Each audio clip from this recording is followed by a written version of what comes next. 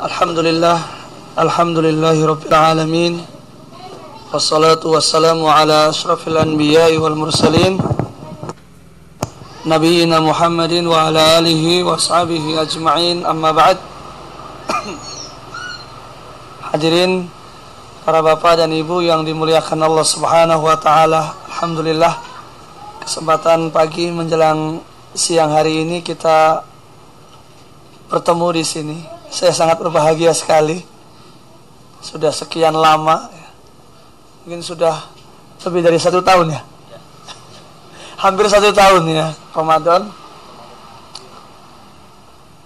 Alhamdulillah ya, kita bisa ketemu lagi. Saya juga mungkin karena sudah agak lama nggak kesini-sini, jadi yang ada dalam benak saya itu dekat antara Cirebon dengan Bangkaloa itu. Ternyata kok nggak sampai-sampai ya. Sampai jadwalnya jam 8:30, ini jam 9 baru mulai. Ya, saya mohon maaf. Mudah-mudahan kita bisa memanfaatkan waktu ya untuk membahas tema kita kali ini. Sebelumnya mungkin barangkali ada yang baru pertama kali yang bertemu dengan saya ya. Nama saya Budi Marta, asal dari Cirebon.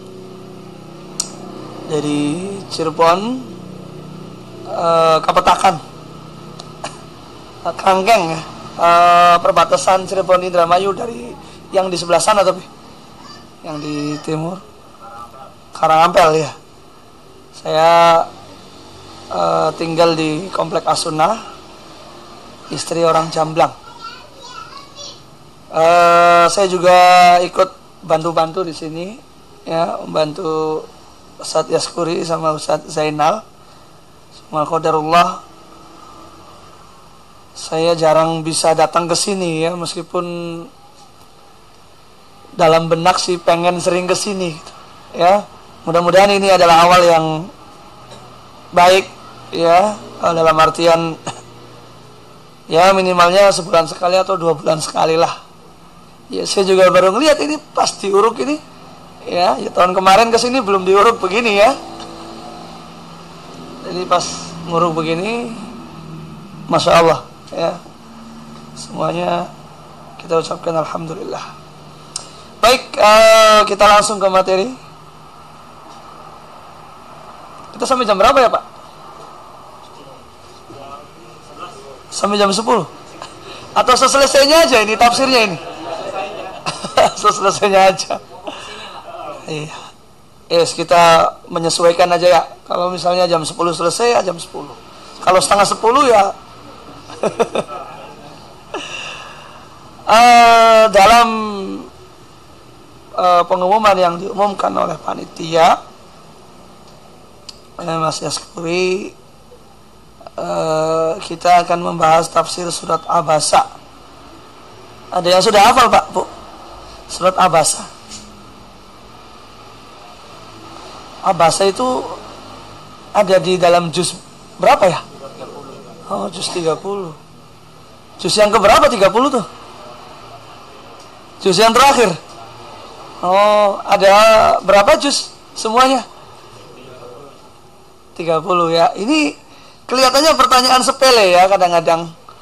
Tapi banyak di antara kita itu yang entah karena lupa atau belum tahu gitu ya.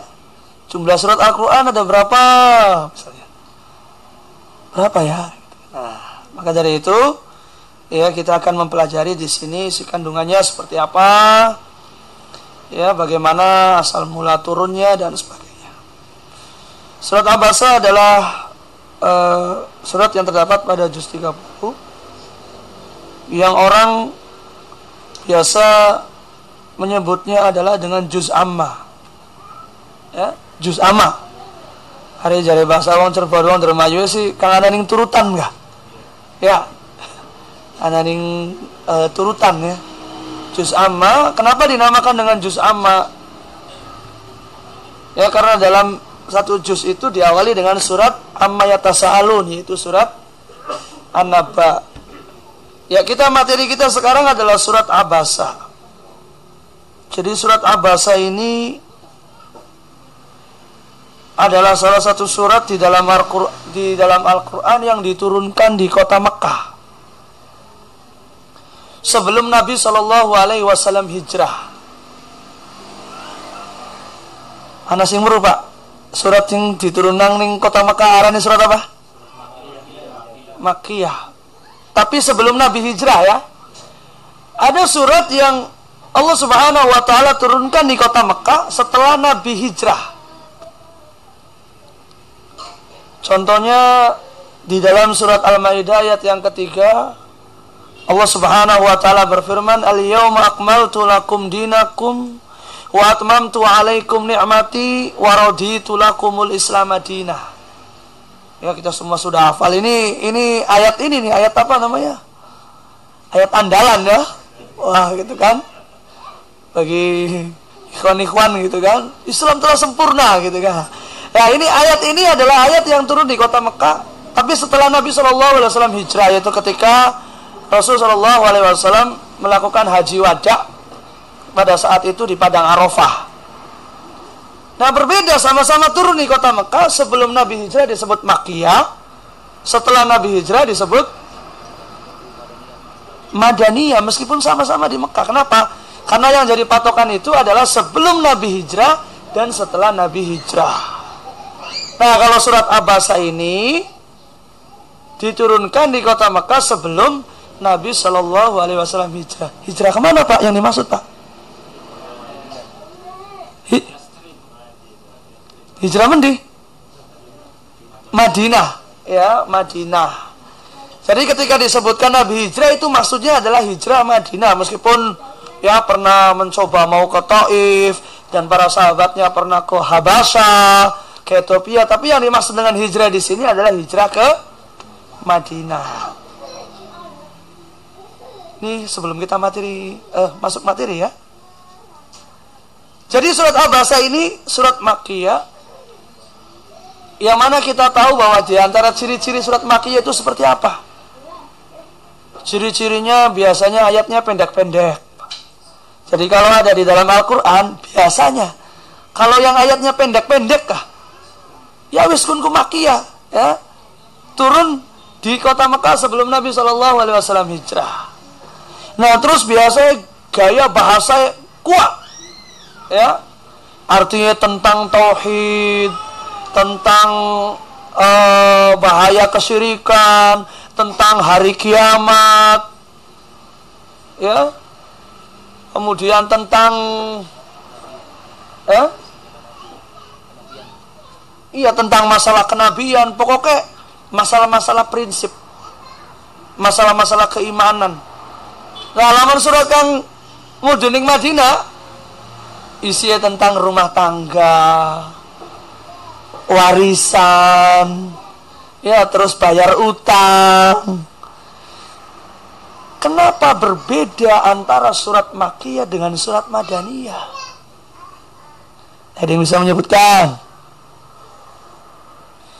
Pernah perhatian nggak kita baca Quran kemudian wah ini nih Makkiyah, ini Madaniyah? Pribadi merhatiin ya artinya bebli weruh.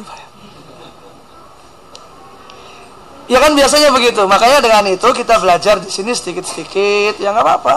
Ya, pertemuannya murang bulan sepisan, sebulan sepisan ya. Ya, jadi kenapa berbeda antara surat Makkiyah dengan surat Madaniyah? Itu karena ketika di Mekah pertama kali Islam datang,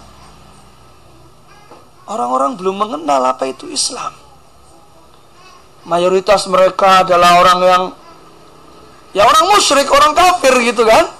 Makanya ketika pertama kali turun, yang pertama kali ditanamkan oleh Allah Subhanahu wa taala itu adalah tentang tauhid. Ya, tentang tinggalkan itu berhala-berhala. Ya, tentang hari kiamat. Karena apa? Karena kondisi pada saat itu orang musyrik, orang kafir Quraisy, mereka melakukan perbuatan seperti itu. Jadi penanaman yang utama yaitu tentang tauhid. Nah, kemudian setelah itu Nabi SAW di Madinah. Di Madinah ki wong Islame wis akeh. Wis duwe masjid dhewe, Ya, wis ana syariat salat berjamaah 5 waktu. Ya, wis duwe negara dewek. Artinya kayak wis kuat imane, wis kuat pondasinya. Baru setelah itu kemudian, ya, setelah itu kemudian dijelaskan tentang hal-hal yang sifatnya adalah muamalah. Ya, kemudian ada syariat jihad, tentang jihad.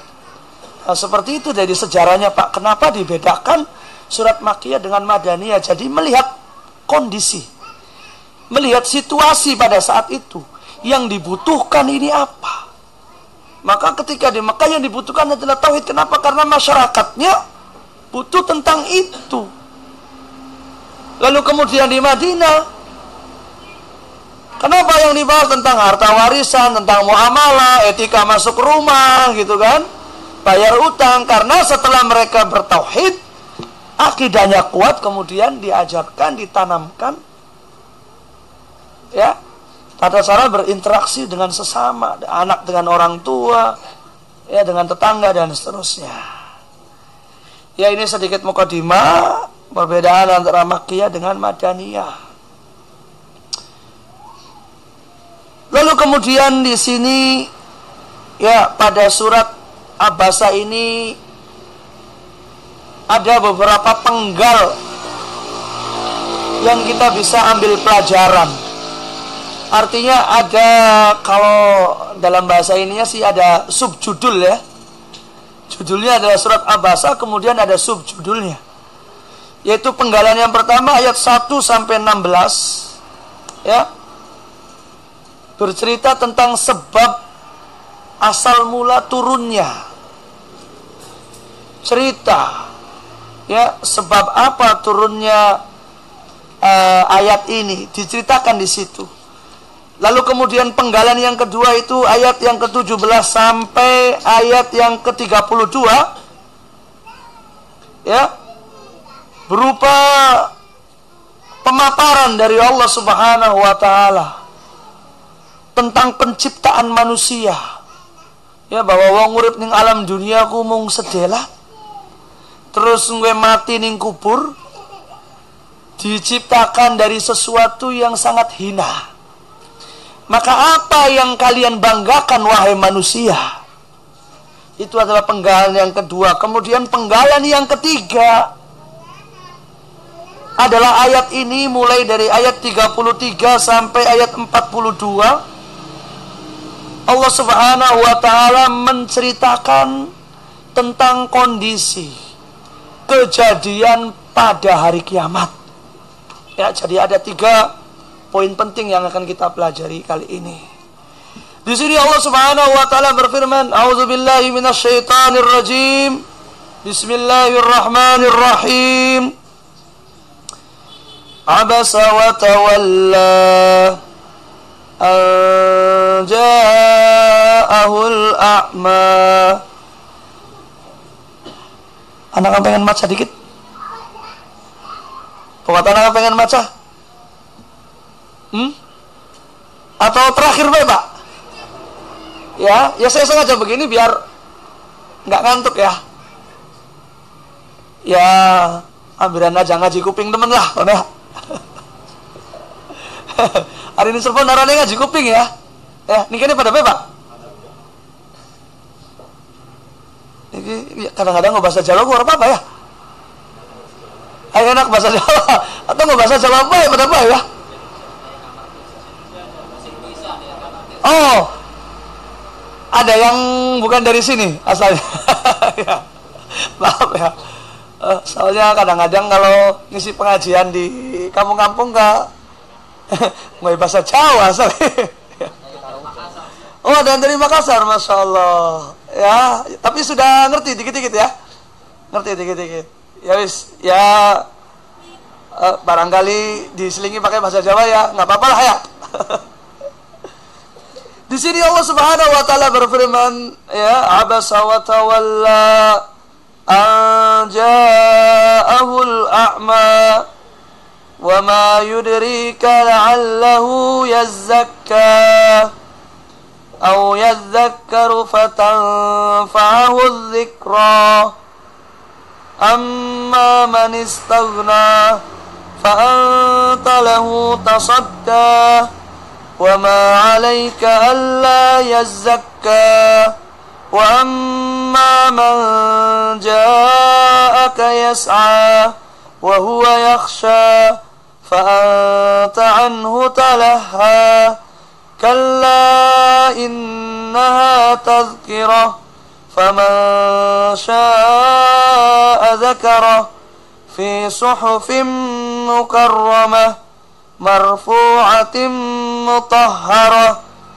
بأيدي سفرة كرام بررة. Ya.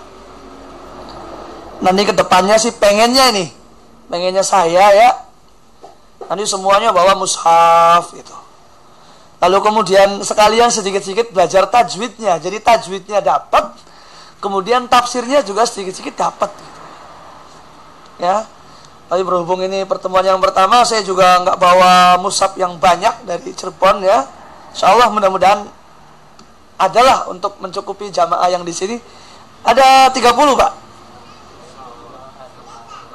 Ada ya. Insyaallah nanti mudah-mudahan di pertemuan yang akan datang. Ya, kalau nggak libur. Soalnya biasanya kalau Ramadan itu pada libur ya. Tapi pengajian siang sih mudah-mudahan enggak ya. Jadi di sini Allah Subhanahu wa taala pertama abasa wa tawalla. Yaitu dia Muhammad abasa. Abasa ini ya, yaitu kalau di sini diartikan adalah qalh fi wajhihi, yakni istankara syai' bi wajhi. Ya, jadi kalau pakai bahasanya kita itu abasa ini ari dari bahasa Indonesia sih bermuka masam ya. Kadang-kadang kita keder ini bermuka masam, ini apa ini masam ini? Ya. Ya lawan dari bahasa Dermayu kan merengut ya. Merengut ya. Merengut itu diterangkan dalam bahasa Arabnya di sini mengernyitkan dahi. Ya, mengernyitkan dahi. Ya, merengut ya pokoknya lah. Ya, cemberut gitu ya. Kalau tidak melihat kalau melihat terhadap sesuatu yang tidak disukai, itu kan biasanya orang tuh begini ya. Gitu ya. Aduh, gitu kan. Nah, ini watawalla abasa, dia Muhammad yang bermuka masam, ya, merengut, cemberut, watawalla, dan berpaling. Berpaling kepada siapa? Ya, di sini Allah Subhanahu wa taala mengingatkan, menegur Nabi sallallahu alaihi wasallam. Karena apa? Karena anja'ahul a'ma. Karena telah datang seorang pria buta kepadanya, yaitu datang pria buta kepada Nabi sallallahu alaihi wasallam. Pria buta ini adalah seorang sahabat Nabi yang mulia. Bernama siapa? Abdullah bin Ummi Maktum. Sahabat Nabi yang mulia Abdullah bin Ummi Maktum. Wah, jangan-jangan ini sudah tahu semua ya. Kalau sudah tahu semua berarti lanjut ayat selanjutnya aja ya. Atau nggak apa-apa dari awal nih? Oh, baru satu orang yang tahu. Enggak, barangkali di sini ngajinya sudah lama, ternyata sudah pernah dibahas kan. Artinya kalau sudah pernah dibahas berarti kita ayat selanjutnya saja gitu. Ya. Oh gitu. Ya sudah nggak apa-apa. Anja'ul a'ma, telah datang kepada Muhammad ini seorang laki-laki buta. Laki-laki buta ini bernama Abdullah bin Ummi Maktum. Abdullah bin Ummi Maktum adalah seorang termasuk generasi sahabat Nabi yang masuk Islam pada awal-awal, Pak. Dan yang masuk Islam pada awal-awal itu rata-rata adalah orang yang dalam kondisi miskin, dalam kondisi lemah.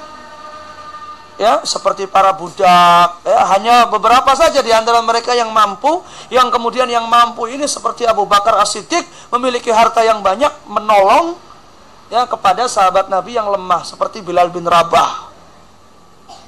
Ketika itu mendapati siksaan yang pedih oleh majikannya, diseret di tengah terik padang pasir, bajunya dilepas, lalu kemudian disuruh geluntungan di situ, ya, dan ditindih dengan batu yang besar. Pak, padang pasir, Pak, dudu sawah. Sawah hari jam 12 awan panas, apa maning padang pasir. Apalagi padang pasir ya. Itu kalau di Timur Tengah sana, di Saudi itu kalau siang itu ya, musim panasnya di sana itu nggak seperti musim panasnya di sini. Bisa sampai 45 derajat, 50 derajat, setengah mateng, Pak.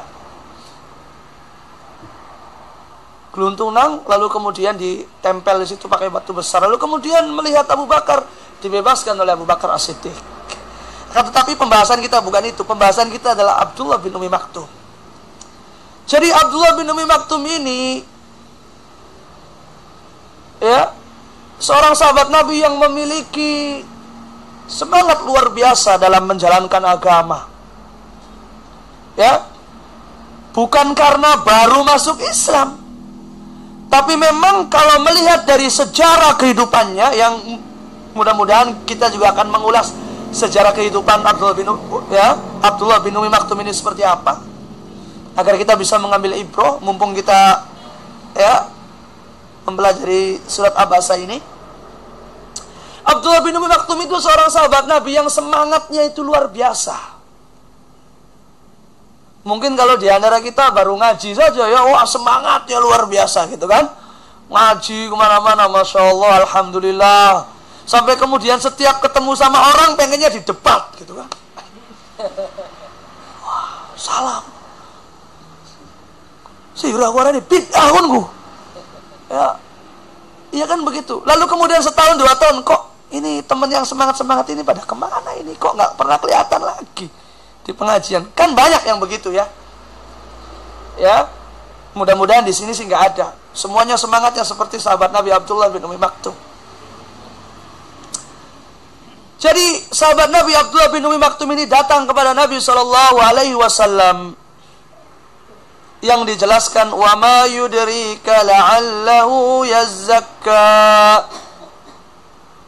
Ya, apakah engkau tahu wahai Muhammad bahwasanya dia itu adalah ingin membersihkan dirinya dari dosa. Artinya Abdullah bin Umi Maktum ini ingin belajar kepada Nabi, datang. Ya, datang kepada Nabi tapi diperenguti, Pak, dicemberuti. Makanya kemudian Allah Subhanahu wa taala langsung menegur. Ya, dan di sini para ulama menjelaskan khilaf ya, apakah memang Nabi itu maksum atau tidak. Dalam artian begini, ya, semuanya sepakat maksum, tapi maksumnya itu apakah maksum bawaan ataukah maksum karena ditegur langsung oleh Allah. Artinya apakah memang sudah terjaga dari kesalahan dari awal, dari kecil hingga tua gitu ya, hingga meninggal, ataukah memang ia memiliki salah biasa tapi kemudian langsung ditegur. Ini kan teguran dari Allah ini. Ayat ini adalah teguran dari Allah kepada Nabi SAW. Ya, tentang sahabat Nabi Abdullah bin Umi Maktum ini, apakah kamu tahu bahwasanya dia itu barangkali ingin membersihkan dirinya dari dosa? Aw yadzakkaru fatanfa'ahu dzikra, atau ya dia ingin mengambil pelajaran yang sehingga pelajaran itu bisa bermanfaat baginya. Amma man istaghna. Ya, adapun orang-orang yang merasa dirinya sudah cukup. Siapa yang sudah cukup ini, Pak? Jadi ceritanya begini. Suatu ketika, ya, Nabi SAW saat itu sudah diperintahkan untuk berdakwah dengan cara terang-terangan. Yang sebelumnya Nabi SAW hanya melakukan dakwah itu dengan cara sembunyi-sembunyi selama berapa tahun, Pak? 3 tahun tuh sembunyi-sembunyi. Jadi ya wis orang rame-rame maning lah. Langkah pengajian makanya nih. Nggak ada pengajian, nggak ada ceramah, tablik akbar ya. Nggak ada apa. Nggak ada apa-apa ya waktu itu. Hanya ketemu sama temannya Abu Bakar, disampaikan tentang Islam, tentang tauhid, lalu kemudian masuk Islam. Ya, disampaikan lagi, hanya dari mulut ke mulut. Ya, lalu kemudian setelah 3 tahun turun ayat fasda' bima tu'mar. Ya. yaitu ayat yang memerintahkan untuk melakukan dakwah dengan terang-terangan. Maka seketika pada saat itu beliau Shallallahu Alaihi Wasallam naik ke Bukit Sofa. Ya, Bukit Sofa itu di samping Ka'bah di Masjidil Haram, yang zaman itu ya tempat Bukit Sofa itu dijadikan satu buah tempat pertemuan, ya, balai pertemuan lah. Seperti itu biasa kalau ada apa-apa ngumpul di situ, tempat musyawarah, dan bahkan di situ ada tempat namanya Darun Nadwah, ya, di dekat situ. Maka seketika pada saat itu Rasulullah SAW mengumpulkan orang-orang Quraisy. Biasanya kalau ada sesuatu itu hanya sekedar dipanggil gitu, ya, kumpul, lalu kemudian disampaikan di situ tentang Islam. Anqidhu anfusakum minan nar, kata Rasulullah SAW. Selamatkan diri-diri kalian dari api neraka. Ya kayak tablik akbar gitulah. Ya tapi zaman segitu kan masih belum ada istilah tablik akbar, ya. Artinya dakwah di tempat umum. Ya, yang datang itu adalah para pembesar Quraisy. Oh, datang mereka. Ya, para sesepuh, tokoh gitu, ya. Golone wong tuaan, ya. Wong-wong kang dihormati, orang-orang yang dihormati yang datang itu. Ya. Maka lagi enak-enaknya ngomong begitu, ceramah, dakwah, tiba-tiba Abdullah bin Umi Maktum datang. Iki kiana suaranya Muhammad, ya. Ada suaranya Muhammad ini. Namanya juga orang buta kan, nggak tahu kan? Orang buta, dia nggak tahu posisi bahwasanya Nabi Shallallahu Alaihi Wasallam itu sedang berada di tengah-tengah orang Quraisy. Nggak ngerti gitu kan? Akhirnya Abdullah bin Umi Maktum ini mendekat kepada Nabi Shallallahu Alaihi Wasallam dengan mengatakan, ya Muhammad, alimni mimma 'allamakallah. Wahai Muhammad, ajarkanlah aku dengan apa yang sudah Allah ajarkan kepadamu. Maksudnya sih, ya lamun bahasa gampangnya kah? Ajarkan aku tentang Islam. Kamu bahasa terjemahannya apa? Ya, yang belajar Islam, ya. Ajarna enggak? Ya, kan gitu. Jadi ngomongnya begitu, alimni mimma 'allamakallah. Ajarkan aku dari apa yang sudah Allah ajarkan kepadamu. Artinya pengen belajar Islam, pengen mendapatkan nasihat. Karena posisinya ini sedang berada di hadapan para tokoh, lagi ceramah, ya. Misalnya saya nih begini nih, ya. Wah, lagi ngomong di depan misalnya, ya. Lalu kemudian ada orang tiba-tiba datang ngomong, kita main belajar. Ya maka tentu, ya mungkin, ya saya juga kalau nggak tahu kan, wah, apa sih? Wong lagi ngomong nih harapannya wong laki, pengen belajar priben. Ya, ditolak oleh Rasulullah SAW. Orang diladeni, ya, tidak ditanggapi, ditinggalkan, ya, kemudian tetap menyampaikan di hadapan orang-orang kafir Quraisy ini. Maka seketika itu setelah sudah selesai, ya, padahal si orang kafir Quraisy lah kagak nerima, Pak. Nggak ada yang mau nerima ini, ya, golongan Abu Jahal, Abu Lahab, abu-abu yang lain, ya. Golongan pembesar-pembesar Quraisy kan, mereka ini sebagiannya memang ada yang mati dalam keadaan menentang Islam, seperti paman beliau sendiri Abu Lahab, ya, juga Abu Jahal juga mati dalam keadaan menentang Islam. Juga ada beberapa pembesar itu yang masuk Islamnya belakangan. Jadi pada saat itu, ya,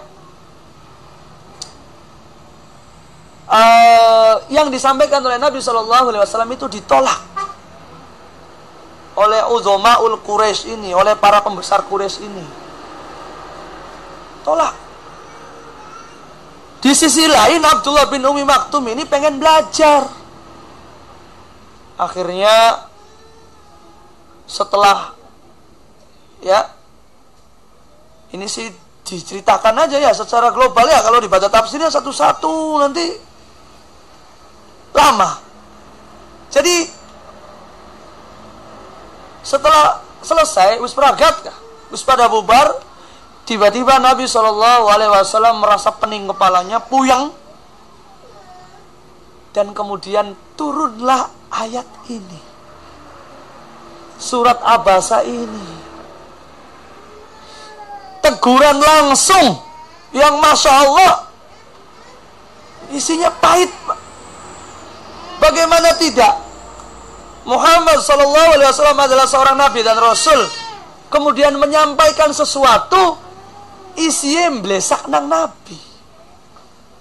Artinya cerita tentang kejelekannya kan, mukanya masam, cemberut, merengut, berpaling gitu kan. Seandainya Nabi SAW bukanlah orang yang jujur, ya bisa jadi sampai nang mana ini para sahabat ya diumet nang baik, disembunyikan aja gitu kan. Akan tetapi Nabi adalah munzir, ya, yaitu pemberi peringatan yang jujur, ya, yang diberi gelar oleh masyarakat Quraisy pada saat itu semenjak sebelum diangkat jadi Nabi dengan Al-Amin, maka menyampaikan apa adanya. Nah, menegur langsung, Allah menegur langsung ketika puyeng itu kan, waduh puyeng gitu. Ya, di antara ketika dapat wahyu itu bisa dalam keadaan suara yang keras, pokoknya sesuatu yang tidak biasa lah. Maka puyeng, pandangannya gelap, lalu kemudian mendapatkan wahyu ini, ya, yaitu cerita ada seorang laki-laki buta yang datang, yang padahal laki-laki ini adalah dia ingin belajar, ya. Sedangkan amma man istaghna, orang-orang yang merasa cukup. Siapa orang-orang yang merasa cukup?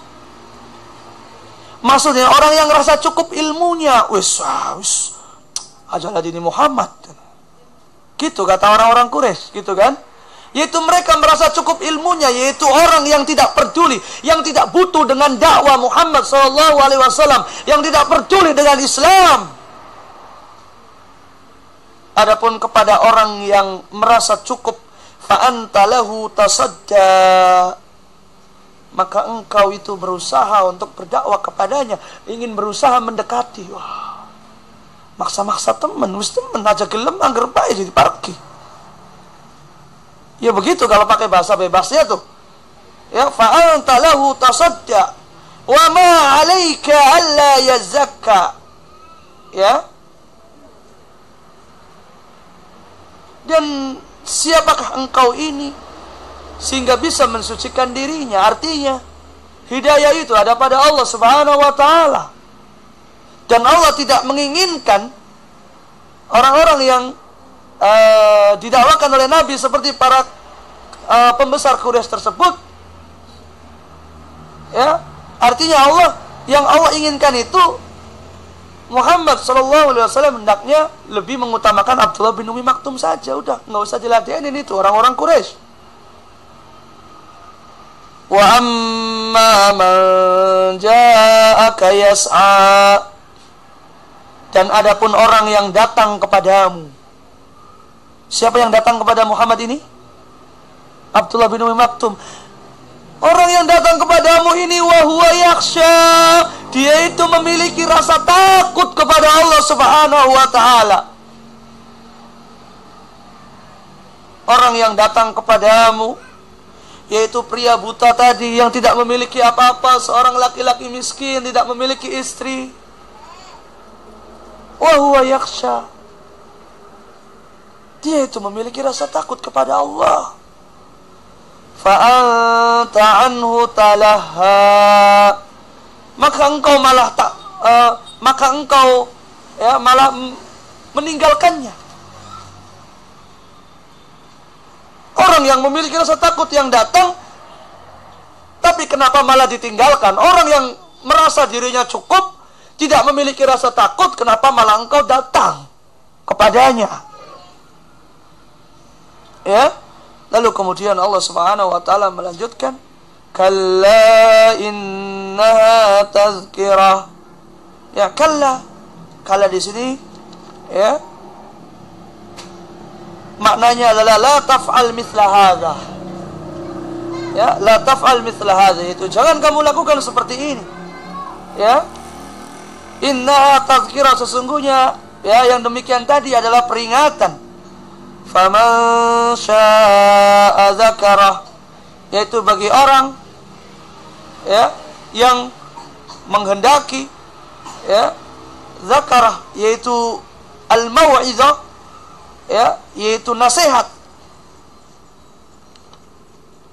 fi suhufim mukarramah, yaitu yang tercatat di dalam suhuf, lembaran-lembaran ya, maknanya adalah Al-Quran mukarramah, yang mulia ya, marfu'atim mutahharah, yang ditinggikan dan suci, bi aidi safara, di tangan safarah ya, yaitu para utusan, yang artinya adalah para malaikat kiramim bararah ya, yang mulia dan bararah, itu yang senantiasa taat kepada Allah Subhanahu wa taala. Ya.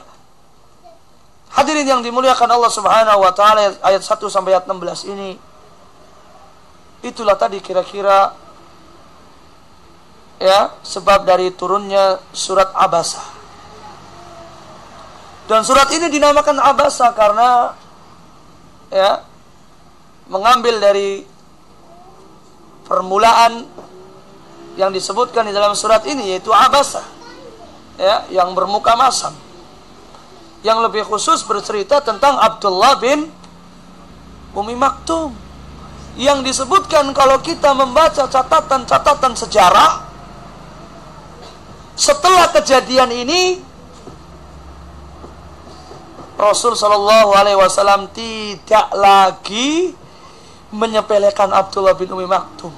Jadi beli maning-maning, mus. Ya, jadi memang wis cukup sepisan baik kejadian makanan. Setelah itu Abdullah bin Umi Maktum adalah orang yang senantiasa dimuliakan oleh Nabi Sallallahu Alaihi Wasallam. Kalau ada apa-apa selalu didahulukan.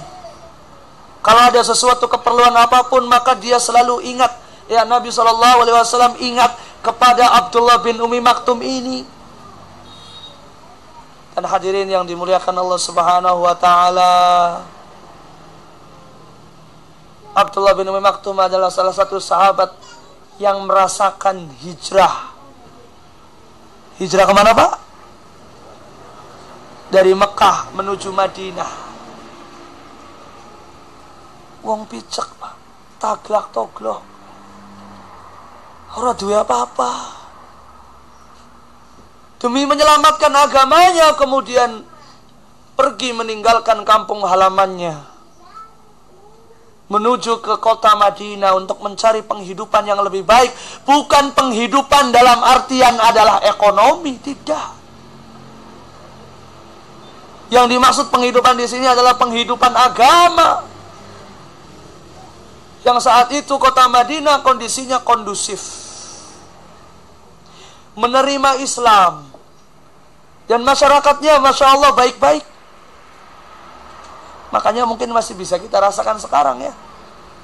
Kalau kita datang ke kota Madinah dengan kota Makkah itu nuansanya beda, Pak. Allahu a'lam ya, entah ini ada kaitannya atau tidak gitu. Cuma bukan hanya saya yang merasakan, tapi hampir semua orang juga hari ini Madinah kayak enak, adem, tenang ya. Wong-wong pada baik-baik ada ya. Hari ini Mekah wong pada aduh, ngomong pada melung-melung kabeh, nyewot-nyewot. Anda kan pernah merasakan, Pak? Iya, betul. Betul ya? Iya. Jadi nuansanya itu memang berbeda antara Mekah dan Madinah. Ya, entah karena perasaan, entah karena kebetulan, entah apa, tapi yang jelas banyak orang yang mengatakan Situasi Madinah itu lebih enak, lebih tenang daripada Mekah. Adem ya.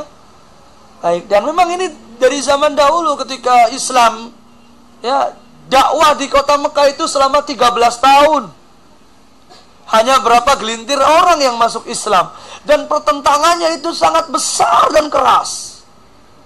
Ada beberapa sahabat Nabi yang bahkan terbunuh pada saat itu, seperti keluarga Yasir yang disiksa, seperti keluarga Ammar bin Yasir ya, yang disiksa. Tapi ketika datang ke Madinah, didakwai sebentar, banyak di antara mereka yang masuk Islam. Nah, ini di antara yang hijrah ini pada saat itu adalah sahabat Nabi Abdullah bin Ummi Maktum. Ya, masih ada lanjutannya dari kisah yang kejadian tadi itu. Maka Rasulullah juga mengutamakan, silakan ajak ini Abdullah bin Ummi Maktum untuk hijrah. Nah, kebetulan itu dapat tempat tinggalnya agak jauh pada saat itu dari Masjid Nabawi. Ya, karena yang pertama kali dilakukan oleh Nabi SAW ketika sampai di Madinah itu membangun masjid. Yang pertama adalah membangun masjid, ya, yaitu membangun masjid ya, untuk tempat pertemuan, untuk ibadah, untuk musyawarah dan seterusnya. Lalu kemudian yang berikutnya adalah ta'sisul mujtama' al-islami, yaitu membangun masyarakat Islam. Bagaimana membangun masyarakat Islam ini pada zaman itu? Yaitu mempersaudarakan antara muhajirin dengan ansor. Jadi di persaudaraan yang wisla, ya dianggap sedulur ya. Dianggap sedulur. Di antara contoh yang terkenal itu adalah persaudaraan antara Abdurrahman bin Auf dan Sa'ad bin Ar-Rabi'. Abdurrahman bin Auf wong sugih, tapi harta bendanya dia tinggalkan, istrinya dia tinggalkan. Hijrah dari Mekah menuju Madinah bersama rombongan para sahabat Nabi yang lain. Tekanin Madinah, beli duit apa-apa, Pak. Rela meninggalkan harta benda ini. Maka kata Rasulullah, hai Abdurrahman, kamu saya persaudarakan dengan Sa'ad bin Ar-Rabi'. Sa'ad bin Ar-Rabi' ini ya termasuk orang kaya lah, punya istrinya 2. Ya, ya kalau hitung-hitungan di zaman sahabat Nabi, istri 2 itu sedikit, Pak. Rata-rata ya sampai mentok 4 ya. Bahkan sebelum ada aturan minimal 4 ini, orang-orang Arab terbiasa memiliki istri yang banyak, tidak dibatasi, ada yang 10, 20 dan seterusnya. Sa'ad bin Ar-Rabi' orang Ansor. Orang Ansor itu orang apa, Pak? Asli mana? Jadi kalau disebutkan kaum Ansor, berarti dia itu asli Madinah. Abdurrahman bin Auf itu muhajirin. Muhajirin itu artinya apa? Orang yang berhijrah itu asli Mekah. Jadi sahabat muhajirin itu sahabat yang aslinya dari Mekah. Sahabat Ansor itu Madinah. Kalau Abdullah bin Ummi Maktum itu muhajirin atau Ansor? Kenapa muhajirin? Karena aslinya dari Mekah. Ya, Abdurrahman bin Auf dengan Sa'ad bin Ar-Rabi' dipersaudarakan. Ya, ya serok mono lo wis jadi sedulur ya. Ya silakan, kalian sudah jadi saudara, kata Rasulullah SAW. Akhirnya Sa'ad bin Ar-Rabi' ini menawarkan, saya punya tanah ini sekian, kita bagi 2 saja ya. Nanti buat saya setengahnya, buat kamu setengahnya. Saya juga punya istri 2 loh. 1 buat saya, yang 1 nanti saya ceraikan, nanti buat kamu. Wah, enak bisa ya. Dunia yang dipai apa? Dipai tanah, kebun ya, wis ana korma Pak. Oke. Ya. Kemudian istrinya dikasih. Tapi ditolak oleh Abdurrahman bin Auf. Ya, beli diterima. Wis makanan baik. Endi dalan marani pasarku. Mana jalan menuju pasar ini mana? Wis lebih baik memilih kerja saja. Kerja mulai jadi kuli panggul ya. Bantu wong. Ini Madinah ku ana pasar ya. Bengene pasar Madinah, pasar yang terkenal. Dikuasai oleh orang-orang Yahudi. Ya, jadi orang Yahudi dari zaman dulu sampai sekarang itu sudah ini apa namanya? Menguasai perdagangan. Ya. Tapi ya namanya Yahudi ya, otak licik segala macam ada semua pada mereka. Riba itu kan mereka yang pertama kali bikin itu. Ya. Lalu kemudian Abdurrahman bin Auf lama-kelamaan dia buka lapak sendiri di situ, dagang dan menjadi seorang sahabat Nabi yang kaya raya. Ya. Jadi itu taksisul mujtama al-islami, membangun masyarakat Islam, mempersaudarakan. Ya, ada banyak sebenarnya persaudaraan ini, cuma yang paling fenomenal ini kisah Abdurrahman bin Auf dengan Sa'ad bin Arabi ini. Kenapa fenomenal ya? Akhirnya ceritanya tuh paling menarik gitu ya. Wong sugi Mekah, hijrah, beli duit apa-apa, nggak punya apa-apa, lalu kemudian dipersaudarakan, dikasih harta, dikasih istri, nggak mau. Milih merintis ning pasar. Ya, kerja, dagang, terus dari sugi maning. Ya. Ya menjadi wong dermanya ya ri badane wis dadi wong sugi ya ditaruh ning dhewe kaya sugi. Ya, itu adalah karunia Allah. Ya, itu adalah karunia Allah yang diberikan kepada Abdurrahman bin Auf. Ya. Masjid sudah didirikan di Madinah. Kita kembali lagi cerita Abdullah bin Umi Maktum nih ya. Karena sebenarnya ini tuh lagi cerita Abdullah bin Umi Maktum ya. Kalau yang tadi hanya selingan saja itu, Pak. Tapi karena kadang-kadang kisahnya menarik, dikasih istri satu nggak mau, itu saja nanti yang ingat nih, jangan-jangan ini.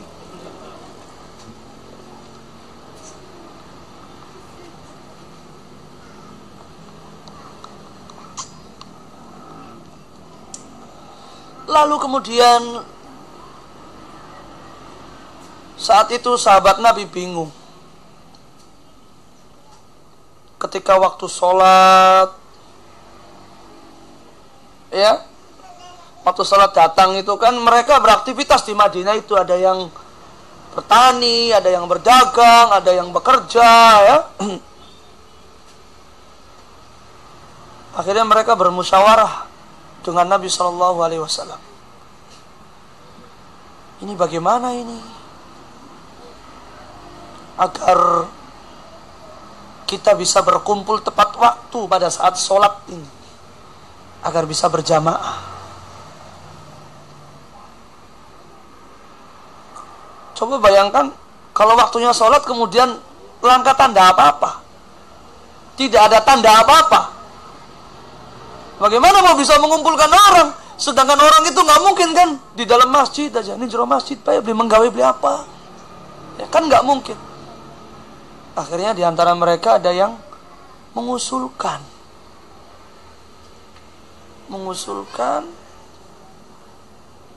Rasulullah, katanya, ini kan umat Islam sudah banyak jumlahnya, bagaimana kalau kita buat tanda saja, kalau datang waktu sholat nyulut geni sing gede, gawe obar-obaran sing gede, bikin apa namanya, bikin api yang besar. Jadi ketika waktu sholat tiba, tinggal dinyalakan saja, jeblok ini ngarepe masjid, agar nanti orang-orang itu pada ngelihat, wah api sudah menyala, waktunya sholat, kita sholat. Ya. Kata Rasulullah, bagaimana melihat usulan seperti ini? Ditolak oleh Nabi. La dzalika lil majus. Jangan aja. Ngurup nang geni sing gede-gede ku jadi ciri khas wong Majusi. Menyalakan api yang besar itu jadi ciri khasnya orang Majusi. Yang mana mereka itu mengagungkan api. Umat Islam harus memiliki ciri khas sendiri. Jangan niru-niru. Oh ya sudah. Usulan pertama ditolak. Usulan kedua, wahai Rasulullah, bagaimana kalau datang waktu sholat kita tabuh saja lonceng itu yang besar itu, keloneng terus ditabuh terus. Kasih tahu kepada orang bahwa kalau lonceng berbunyi itu pertanda masuk waktu sholat.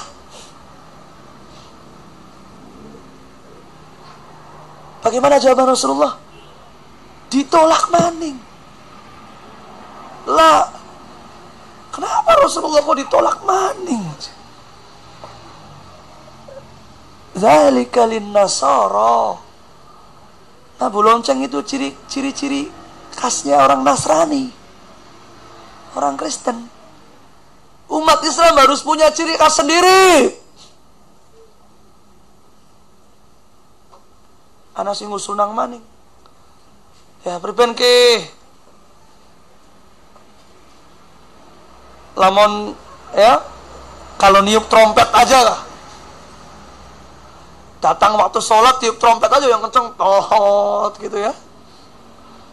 Kalau trompet zaman dulu kan begitu. Kalau sekarang ya mungkin sudah macam-macam jenisnya gitu kan. Kata Rasulullah, ditolak maning.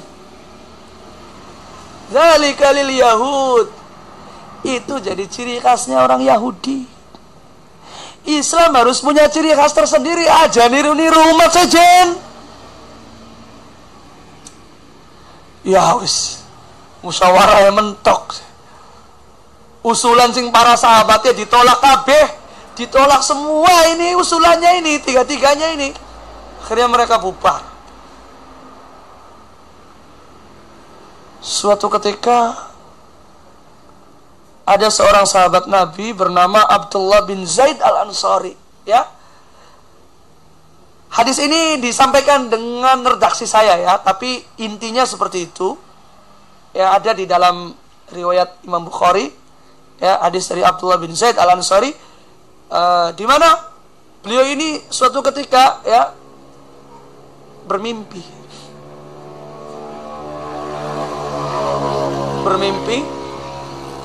mendengar suara ini isinya sangat bagus sekali ya,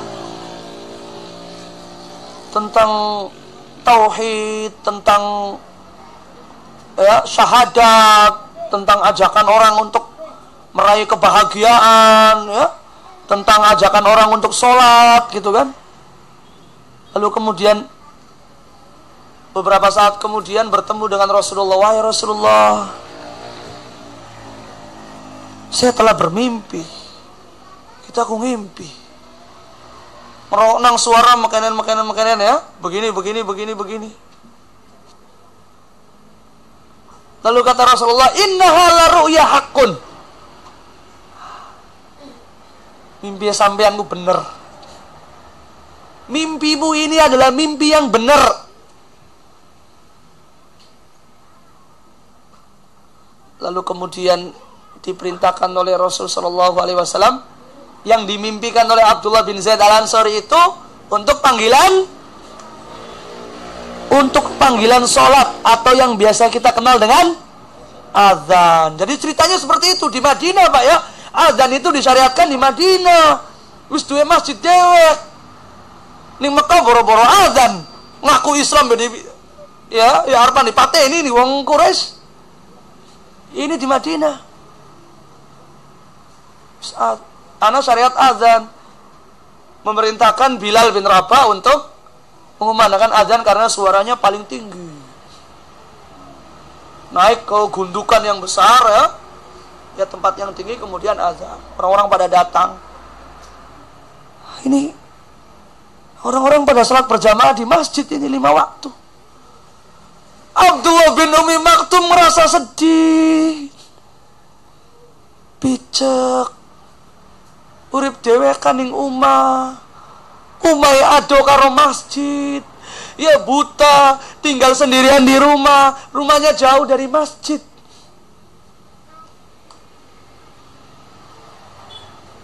Dan zaman dulu ya, itu padang pasir itu banyak binatang-binatang yang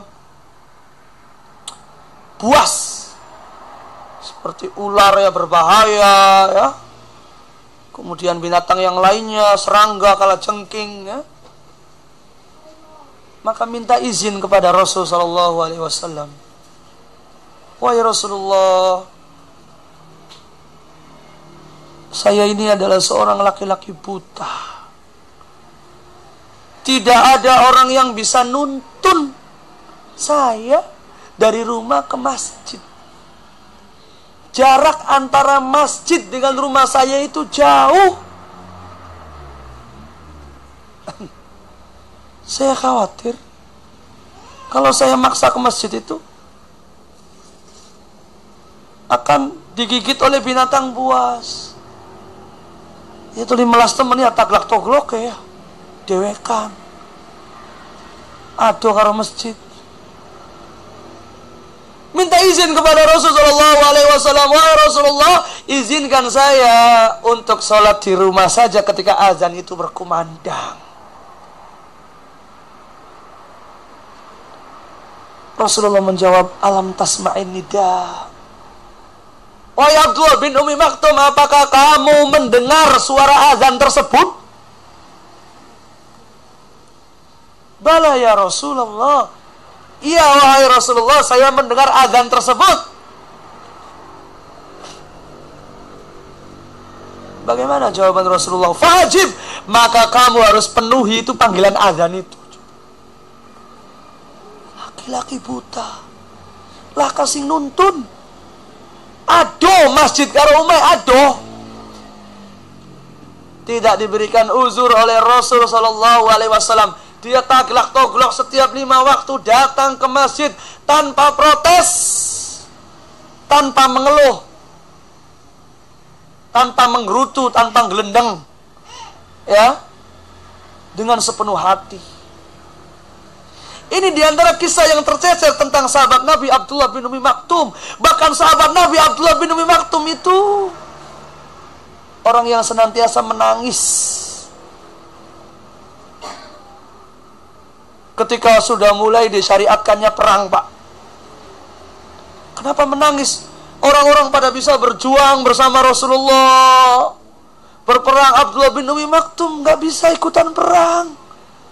Ya priben bisa perang wong deleng be ora bisa. Ya priben gawa senjata nggak. Ya dipateni ding musuh. Ya. Iya. Ya bala dewek tuh dibacok-bacok. Makanya dalam beberapa pertempuran dan bahkan semua pertempuran, Abdullah bin Ummi Maktum itu di zaman Rasulullah ditugaskan untuk jaga kota Madinah. Bahkan pada perang Badar itu ditugaskan untuk menjaga di kota Madinah. Ya sebenarnya sih bukan menjaga ya. Menjaga itu kan ya kan ngeneng-ngeneng bae. Apa yang bisa dijaga, orang nggak bisa kelihatan gitu kan. Iya kan. Cuma kan ini memang Masya Allah Rasulullah SAW melihat bahwasanya Abdullah bin Ummi Maktum ini seorang yang semangat. Dia itu memiliki ghirah yang tinggi terhadap agama, memiliki semangat juang yang tinggi, sehingga ya sudah, kamu saya tugaskan untuk menetap saja di Madinah, berjaga-jaga di sini.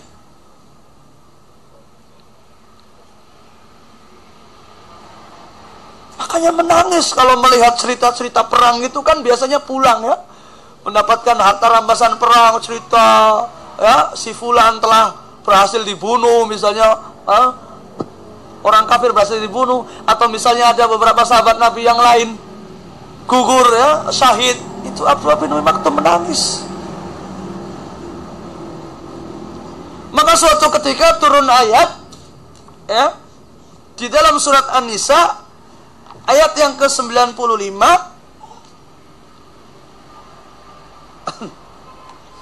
Abdullah bin Ummi Maktum itu kembali menemui Rasulullah, apa namanya, ngerendel ya.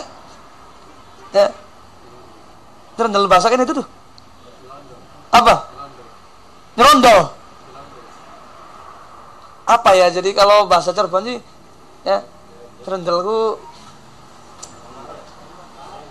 ya marak ya. Arahnya apa? Nyelondo. Gitu kan. Kayak anak yang pengen sesuatu kepada orang tuanya, kepada bapaknya, ngomong begitu kan ya. Yaitu mendapati ayat di dalam surat An-Nisa ayat 95 ya. Yaitu yang di sini menerangkan tentang perbedaan derajat antara orang yang pergi berjihad dan enggak pergi berjihad. La yastawil qa'iduna minal mu'minina ghairu ulid darari wal mujahiduna fi sabilillahi bi amwalihim wa anfusihim. Faddalallahu al-mujahidina bi amwalihim wa anfusihim 'alal qa'idina darajah. Mendapati ayat ini, Abdullah bin Umi Maktum itu berkata kepada Rasulullah, "Ya Rasulullah, yastawil qa'iduna minal mu'minin ghairu ulid darari wal mujahiduna fi sabilillahi bi amwalihim wa anfusihim." Yaitu tidak sama derajat antara seorang mukmin yang dia itu hanya duduk-duduk dengan orang mukmin yang berjihad di jalan Allah, yang berperang di jalan Allah, ya, dengan harta dan jiwa mereka. Kata Abdullah bin Umi Maktum, aku orang yang gak pernah ikutan perang. Dengan jiwa, dengan badan saya belum pernah, saya gak mampu. Dengan harta, ya saya adalah orang miskin, apa yang bisa saya berikan? Akhirnya kemudian kata Rasulullah, "Wahai Ibnu Umi Maktum, coba baca lagi ayatnya, baca lagi. Itu ada yang kelewat," katanya. Oh iya, coba diulang lagi. Akhirnya diulang lagi oleh Abdullah bin Umi Maktum, "La yastawil qa'iduna minal mu'minin ghairu ulid darar wal mujahiduna fi sabilillah." Yaitu tidak sama orang-orang mukmin yang hanya duduk-duduk saja dengan orang mukmin yang dia itu berjihad di jalan Allah dengan harta dan jiwa mereka. Ghairu ulid darar, kecuali orang yang memiliki uzur. Jadi engkau ini adalah orang yang memiliki uzur.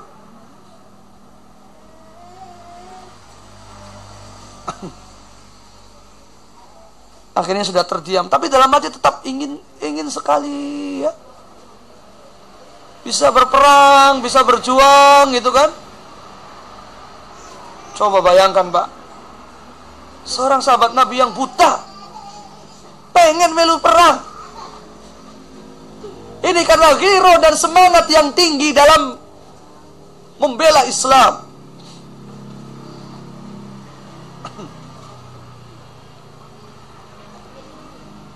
Terbersit dalam hati Abdullah bin Umi Maktum, cita-citanya adalah ingin mati di medan perang, ingin gugur di medan juang. Maka pada zaman Rasulullah peperangan demi peperangan itu tak pernah diikutkan. Sedih ya, hanya bertugas untuk menjaga kota ya. Iya, bukan menjaga sebenarnya sih gitu kan, karena memang nggak punya kemampuan kan. Jadi bersama dengan para wanita dan anak-anak di situ di kota Madinah. Lalu pada zaman Rasulullah, pada zaman Abu Bakar As-Siddiq, ini jam 10 Pak ya, tanggung ya. Kita selesaikan kisah Abdullah bin Umi Maktum dulu. Ini mumpung ketemu dalam ayat ini nih. Pada zaman Abu Bakar As-Siddiq, masa pemerintahannya itu selama 2 tahun terjadi banyak sekali peperangan. Terutama adalah perang bersama ya, melawan orang-orang murtad, yaitu para pengikut nabi palsu seperti Musailamah al-Kadzab, Al-Aswad al-Ansi, Tulaiha al-Asadi, dan yang lainnya. Puluhan ribu sahabat nabi itu yang gugur. Juga berperang bersama melawan orang-orang yang menolak membayar zakat. Banyak juga yang gugur. Maka pada saat itu Abdullah bin Umi Maktum nangis maning, ya. Tidak diajak lagi, nggak diajak lagi oleh Khalifah Abu Bakarnya ini. Itu ialah ketut ngenes temen gitu. Sedih pisan, sedih sekali, nggak diajak. Lalu datang pada masa Khalifah Umar bin Khattab, tetap dalam hatinya itu membuncah ingin ikut perang. Akhirnya dengan tekad yang bulat, keberanian yang tinggi, ya,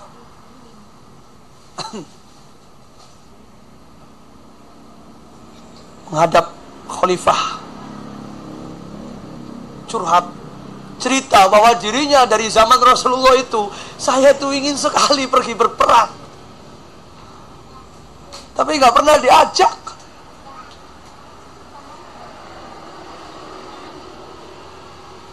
Karena tahu Khalifah ini, Umar bin Khattab ini tahu bahwasanya Abdullah bin Umi Maktum adalah seorang sahabat Nabi yang saleh, yang keinginannya besar, dan bahkan Rasulullah saja pernah ditegur oleh Allah gara-gara Abdullah bin Umi Maktum. Jadi Khalifah nggak berani menolak. Waduh, laman jare bahasa wong nerakayu sing gue bisa kualep gitu. Iya kan begitu hati. Rasulullah saja ditegur oleh Allah gara-gara Abdullah bin Umi Maktum gitu, watir gitu, priben gitu. Tapi ya keder ya, apa dikabulnang ya, wong picek milu perang priben. Kalau dikabulkan ya gimana gitu. Kalau nggak dikabulkan ya ini nih gimana nih sahabat Nabi nih yang utama, yang ayat Al-Quran turun berupa celahan kepada Nabi, pembelaan kepada Abdullah bin Umi Maktum, akhirnya dikabulkan. Ya wis, karena nggak bisa melihat, jadi kebagian tugas bawa bendera aja ya, bawa panji Islam, Pak, bawa bendera, berperang melawan bangsa Rum, ya kalau nggak salah Rum ya, Romawi, itu di daerah Qadisiyah namanya, jalan di Syam ya, di sana jalan, melakukan perjalanan berhari-hari. Abdullah bin Umi Maktum setia membawa bendera itu, setia karena memang mayan lah ngawa bendera. Sing penting bisa melu perang, mendengarkan gemericik suara pasukan, suara letukan takbir ya. Beda itu perang yang pertama kali diikuti oleh Abdullah bin Umi Maktum, bahagia sekali, masya Allah. Terus ditekap itu bendera itu. Ya meskipun dibonceng ya, nggak bisa jalan sendiri. Ya gimana mau jalan sendiri, gue? Ya pasukannya marani ngalor gini, ngidul mana? Iya kan, dibonceng, tapi tetap. Sehingga akhirnya perang itu terjadi bersama dengan orang-orang kafir ini selama 3 hari 3 malam, Pak. Dan saat itu kaum muslimin mendapatkan kemenangan. Masya Allah, perang pertama kali mendapatkan kemenangan yang luar biasa, gilang gemilang. Semuanya meneriakkan takbir, mengumpulkan harta rampasan perang. Maka seketika ada sahabat Nabi yang kehilangan. Mana ini Abdullah bin Umi Maktum ini? Kehilangan, dicari itu, akhirnya itu dilihatnya di situ para korban, dan di sana ada seseorang yang dia itu tergeletak dalam keadaan mendekap bendera Islam dalam keadaan tubuh yang tercabik-cabik. Keinginan sahabat Nabi Abdullah bin Umi Maktum terkabul. ingin meninggal di medan perang, ingin mati syahid, seorang pria buta. Makanya betul Allah Subhanahu wa taala menegur Rasul sallallahu alaihi wasallam karena ketulusan hati Abdullah bin Umi Maktum, keinginan tekadnya yang besar untuk belajar, untuk mempelajari Islam, untuk mengenal Islam, lalu kemudian bisa membela Islam, bahkan keinginannya untuk berjuang di jalan Allah, hingga kemudian bisa terturuti, meninggal, mati dalam keadaan berperang, berjihad di jalan Allah, yang pertama dan terakhir yang dilakukan oleh Abdullah bin Umi Maktum. Rahimallahu rahmatan wasi'ah, radhiyallahu ta'ala anhu. Itulah. Jadi wafat di zaman Khalifah Umar bin Khattab dalam keadaan turut berperang. Ada banyak sekali hikmah dari kisah Abdullah bin Umi Maktum ini yang bisa kita petik. Di antaranya adalah semangat beliau. Beliau yang memiliki jiwa pantang menyerah. Keterbatasan yang beliau miliki tidak menjadi halangan untuk beriman dan bertakwa kepada Allah. Keterbatasan yang beliau miliki tidak menjadi halangan untuk tidak berjihad, untuk tidak berjuang di jalan Allah Subhanahu wa taala. Maka sungguh ini adalah sahabat Nabi yang betul-betul patut dijadikan teladan oleh kita. Sahabat Nabi yang betul-betul memberikan inspirasi. Ya, maka pantas Allah Subhanahu wa taala kemudian membelanya. Yang kemudian Rasulullah bertaubat, tidak mengulanginya lagi. Ya, perbuatan yang serupa, artinya lebih mendahulukan dan mengutamakan Abdullah bin Umi Maktum. Itulah penggalan pertama ya dari surat Abasa ini, ayat 1 sampai ayat yang ke-16. Ya, tentang kisah datangnya laki-laki buta kepada Rasul sallallahu alaihi wasallam, ya, yang menginginkan pelajaran, ya, belajar tentang Islam. Mudah-mudahan pertemuan yang singkat ini bermanfaat, ya Pak, ya Bu. Mudah-mudahan kita juga bisa melanjutkan kembali pembahasannya surat Abasa ini, ya, juga surat-surat yang lainnya. Ya, mudah-mudahan masih ada kesempatan untuk bertemu.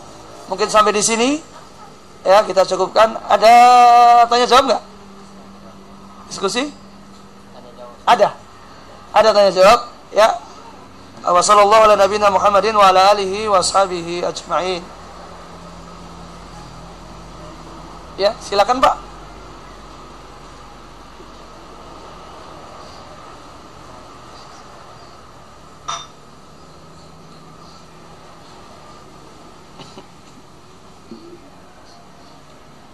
Ya. Pernah mendengar Abdullah ibnu Maktum itu azan pada waktu imsak di zaman Rasulullah, benar tak?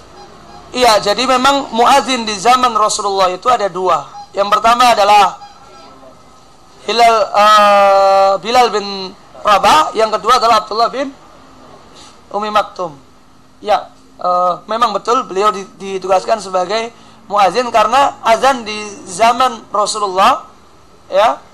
Dan bahkan sampai di zaman ini, ya, kalau di sana itu azan subuh itu 2 kali. Artinya adalah azan yang pertama itu menjelang subuh, ya, sebagai pertanda waktu sahur biasanya.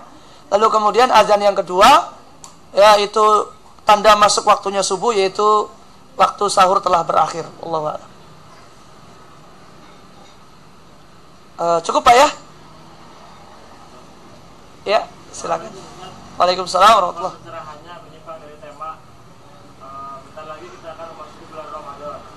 Ada pernyataan yang saya ragu, benarkah pernyataan ketika di bulan Ramadan itu kita dibagi klasifikasi menjadi 3. 10 pertama bulan Ramadan itu rahmat, yang kedua maghfirah, yang ketiga itu dijauhkan kita dari sisa neraka. Mohon penjelasannya itu apakah itu berdalil atau tidak, Ustaz? Makasih. Assalamualaikum warahmatullahi wabarakatuh. Waalaikumsalam warahmatullahi wabarakatuh. Iya, memang di antara keyakinan yang populer di kalangan masyarakat bahwa bulan Ramadan terbagi menjadi 3, 10 hari. Yang pertama adalah rahmat, yang kedua Maghfirah. Yang ketiga, dijauhi dari siksa api neraka. Memang ini populer ya, bersandarkan dari hadis-hadis yang ternyata disebutkan oleh para ulama muhaqqiqin hadisnya adalah lemah ya, dhaif ya. Artinya keyakinan seperti itu tidak bisa kita dijadikan sebagai sandaran.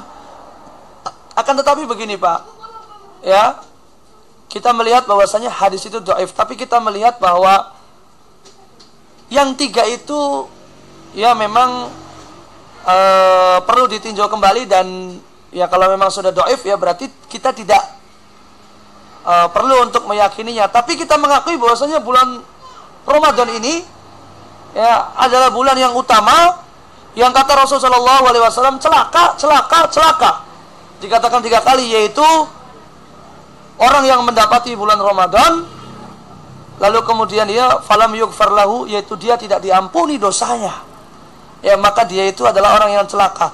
Artinya seandainya pun yang itu bulan yang pertama rahmat, yang kedua ampunan, yang ketiga dijauhkan dari siksa neraka itu tidak betul, kita juga ya kita meyakini dari hadis yang lain bahwasanya bulan Ramadan itu seluruhnya adalah bulan ampunan.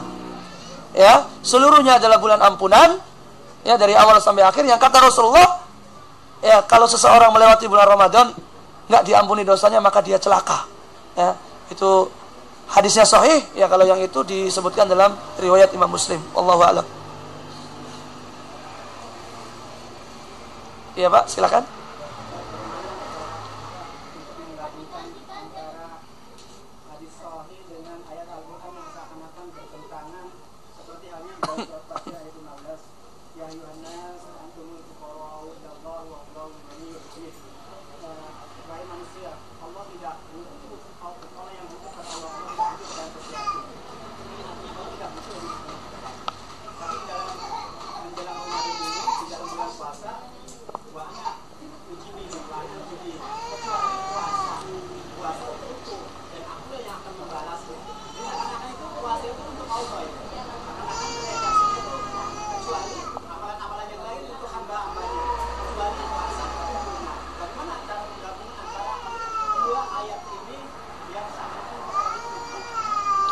Ya, yang demikian, yang pertama bagaimana ketika mendapati ayat yang seolah-olah bertentangan dengan hadis, padahal ayat itu ya pasti sahihnya ya, hadisnya juga sahih ya. Maka para ulama dikatakan oleh Imam Al-Bukhari dan juga dijelaskan oleh Imam Nawawi bahwasanya hadis yang sahih itu tidak mungkin bertentangan dengan Al-Quran. Karena Al-Quran itu adalah wahyu, hadis juga itu adalah wahyu. Ya, kalau yang sahih demikian. Yang kedua, kalau misalnya kita dapati ada seolah-olah dia itu bertentangan, maka bisa jadi persangkaan kita itu yang tidak tepat. Artinya penafsiran kita kurang tepat. Lalu bagaimana misalnya dengan ayat yang tadi ya ayuhan nas antumul fuqara ya dan seterusnya.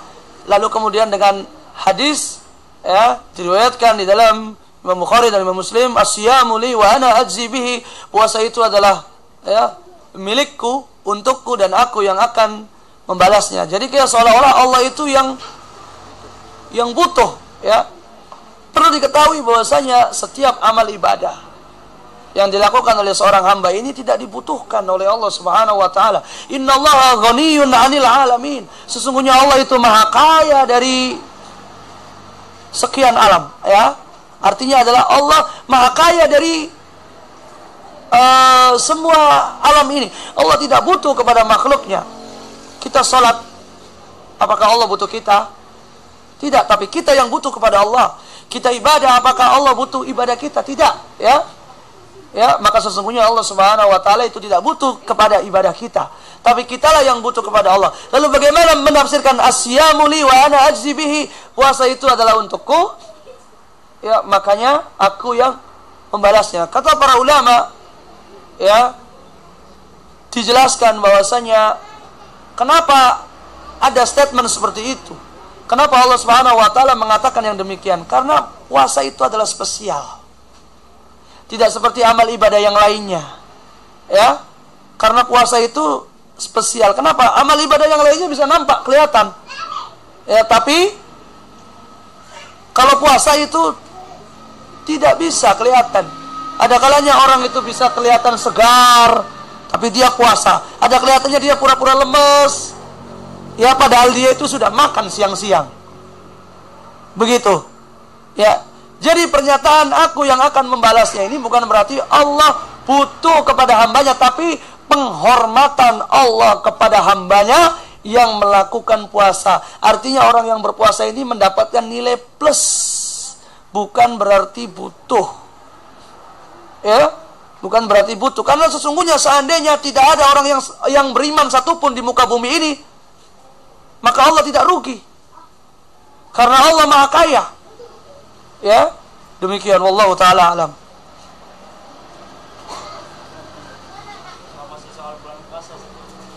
Wah, ini materinya harusnya puasa ya. Ya minggu depan sih masih ada ya. Ya.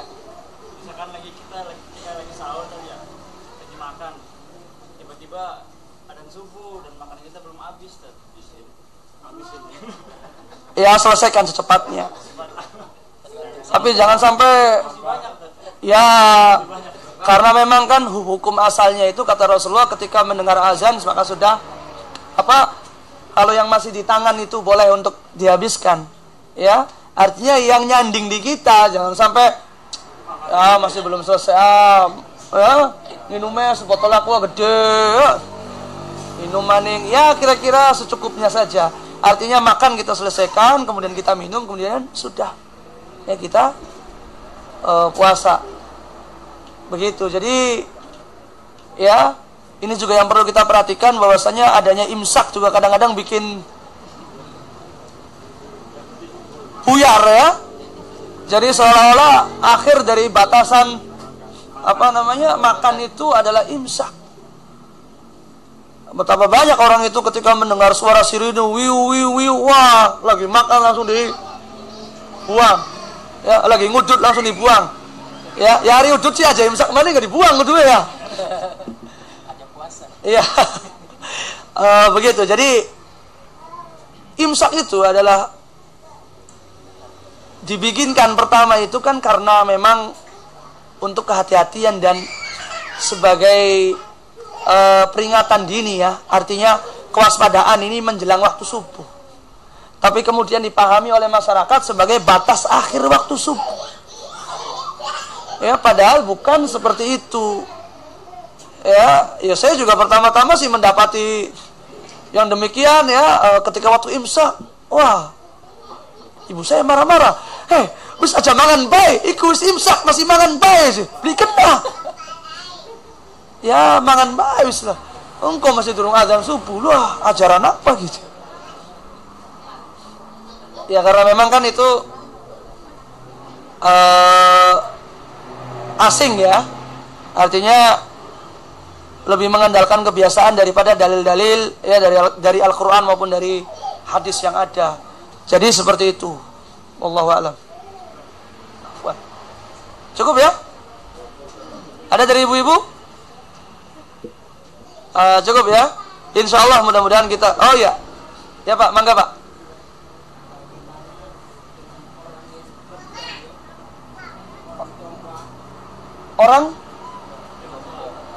Orang Cina ya? Orang kafir ya?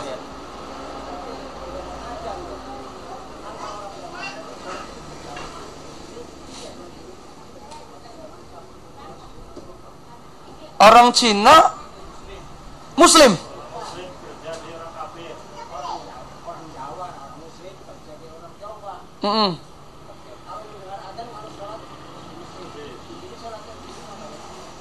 Ya, ada seseorang yang dia itu kerja dengan orang kafir, ya. Ketika mendengar azan, apakah memang dia harus ke masjid? Ya, maka sesungguhnya syariat ini adalah syariat yang sudah lengkap dan sempurna. Artinya tidak dipilih-pilih. Kalau kerjanya sama orang Islam maka dia wajib sholat berjamaahnya. Kalau kerjanya sama orang kafir maka dia boleh untuk tidak berjamaah ya. Bukan seperti itu. Artinya adalah semuanya menyeluruh. Ya, dan syariat itu adalah semuanya dikenakan ketika seseorang dia itu sudah menjadi seorang muslim, ya, ketika dia itu menjadi seorang mukmin, maka dikenakan kewajiban-kewajiban yang sama, yang tidak beda dengan antara satu dengan yang lainnya. Adapun memang masalah sholat berjamaah dalam hal ini para ulama khilaf. Ya, para ulama berbeda pendapat. Ada yang mengatakan adalah sunnah muakkadah, ada yang mengatakan adalah wajib bagi laki-laki. Ya, yang mengatakan wajib bagi laki-laki adalah diantara dalilnya seperti tadi disebutkan, yaitu kisah Abdullah bin Umi Maktum. Yang buta saja sing picek bae wajib kudu teka, ora dipai izin, ya, tidak diperbolehkan izin oleh Rasul sallallahu alaihi wasallam. Lalu bagaimana dengan yang tidak buta? Ya, akan tetapi ada ulama lain yang mengatakan ya nggak sampai wajib, tapi ditekankan setitik maning wajib. Ya, seperti pendapat dari mazhab Syafi'i yang itu mengatakan bahwasanya ya sunnah muakkadah mendekati wajib, setitik maning wajib. Ya, ala kulli hal, ya, itu adalah perbedaan yang sedikit. Artinya semuanya ulama itu sepakat bahwa sholat berjamaah itu mendapatkan pahala yang banyak. Ya, sholatul jamaati afdalu min sholatil fardhi bi 27 darajah. Sholat berjamaah itu lebih utama, pahalanya 27 derajat daripada sholat sendirian di rumah. Itu yang pertama. Lalu kemudian kata Rasul sallallahu alaihi wasallam disebutkan dalam hadis riwayat Bukhari dan Muslim, ya, inna athqala salati 'alal munafiqina salatul isya'i wa salatul fajr. Sesungguhnya salat yang paling berat yang dikerjakan oleh orang munafik itu adalah salat isya dan salat subuh. Seandainya mereka orang munafik itu mengetahui keutamaan yang ada pada keduanya, niscaya mereka akan datang ke masjid untuk sholat berjamaah meskipun dengan cara merangkak. Karena orang munafik, Pak, di zaman Nabi SAW itu gampang cirinya. Ketika dia tidak didapati sholat berjamaah, utamanya adalah isya dan subuh, wah, munafik. Kalau di zaman kita kan betapa, kalau diterapkan seperti itu ya munafik kabeh kayaknya sih. Ya, artinya ini kita sudah mengalami pergeseran yang kita juga harus hati-hati, bisa jadi karena kan nggak paham, nggak mengerti lingkungannya seperti apa. Ya kan begitu. Lalu kata Rasulullah SAW, sungguh aku berazam, aku berniat ya untuk membawa seikat kayu bakar, lalu aku keliling ke rumah-rumah penduduk ya dengan membawa kayu bakar ini, lalu aku nyalakan. Ketika aku mendapati di rumah tersebut ada laki-laki yang tidak sholat Jumat, yang tidak sholat berjamaah di masjid, maka akan aku bakar rumah tersebut. Di antaranya ini adalah dalil wajibnya. Lalu menurut ulama yang mengatakan itu adalah sunnah muakkadah, seandainya itu wajib, katanya, maka tidak mungkin Rasulullah berkata demikian. Artinya memang boleh ada seseorang yang tidak sholat berjamaah di masjid, tapi dia keliling rumah, kan? Dari hadis ancaman tadi itu, artinya memang ini sangat penting sekali sholat berjamaah itu, tapi tidak mendekati wajib. Ala kulli hal, ya, menurut yang banyak dipegang oleh para ulama bahwasanya yang berpendapat wajib ini adalah yang mendekati kebenaran. Ya, artinya memang seorang laki-laki ya, maka dia itu sholatnya di masjid berjamaah. Dan itu merupakan salah satu syiar dari syiar Islam. Betapa banyak sekarang masjidnya besar, tapi jamaah langka. Azan dewek, qomat dewek, ngimami dewek. Kan banyak yang begitu, Pak. Ini juga kenapa? Mungkin karena peran dari para tokoh, para ulama, para kiai, para ustadz. Ya kata sunnah, disangkanya sunnah itu adalah ya kalau dikerjakan dapat pahala, kalau enggak ya beli apa beli dosa. Padahal sunnahnya ini sunnah muakkadah yang mendekati setitik maning wajib. Begitu. Adapun misalnya trik-triknya biasanya, apalagi kalau di Indonesia ya, diberikan seorang karyawan itu diberikan hak untuk melakukan ibadah ya. Apalagi misalnya yang dia itu bekerja di sebuah perusahaan yang memiliki hak-hak, yang memberikan hak-hak kepada karyawan, biasanya waktu zuhur juga kan istirahat. Ya. Dan kalau waktu asar, ya sebenarnya yang namanya sholat itu kan sebentar ya, 5 menit, 10 menit lah. Izin itu insya Allah boleh. Kalau nggak boleh izin, ya lapor ning apa namanya ke Komnas HAM, ke Kementerian Tenaga Kerja apa juga biasanya ditanggapi dan diproses. Ya, apalagi kalau media sudah tahu ya pelarangan sholat bagi karyawan, wah itu rame, itu bisa jadi kasus itu. Begitu. Jadi seandainya ada azam yang kuat, seandainya ada niatan yang besar untuk melakukan sholat berjamaah, insya Allah bisa. Insya Allah bisa. Bisa. Tinggal dikembalikan ada niat atau tidak. Begitu. Tentunya kewajiban ini adalah ya bagi orang yang tidak memiliki uzur. Tapi kalau memiliki uzur, misalnya lagi safar ya, lagi perjalanan, lagi sakit, ya maka boleh untuk tidak sholat berjamaah. Begitu. Wallahu ta'ala alam.